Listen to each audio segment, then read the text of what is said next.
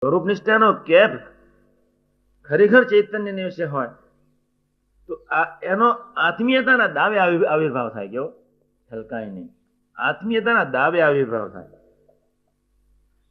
મોટા પુરુષ તરફ નજર પ્રમાણે જ એની સેવા થાય. જ્ઞાન વાંકવા માટે હોતું નથી.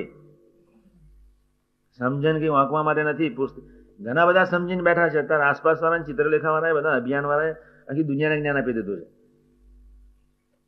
આપણી બુદ્ધિ કામ ના કરે એવું જ્ઞાન બહાર પડી ગયું છે. એનો શું અર્થ છે જ્ઞાનનો? લુખ્ખા જ્ઞાનનો. જ્ઞાન સ્વરૂપ નિષ્ઠાનો. જ્ઞાન સ્વરૂપ નિષ્ઠાને આધીન છે. એટલે સ્વરૂપ નિષ્ઠાનો 5મું વિશિષ્ટ લક્ષણ ગમતામાં જ વર્તે એનું નામ સ્વરૂપનિષ્ઠ સેવક.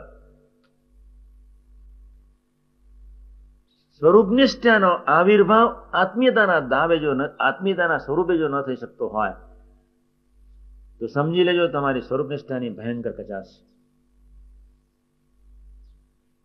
સ્વરૂપનિષ્ઠાનો આવિર્ભાવ કોઈ ગમતામાં જ વર્તવાની એક ધારી સુરુચિ સ્વરૂપે ન થતો હોય તો સમજી લેજો તમારી સ્વરૂપનિષ્ઠા એક બોલવા ખાતર ઉપર છૂટ્યું બુદ્ધિ પ્રધાન છે, અનુભવ પ્રધાન નથી.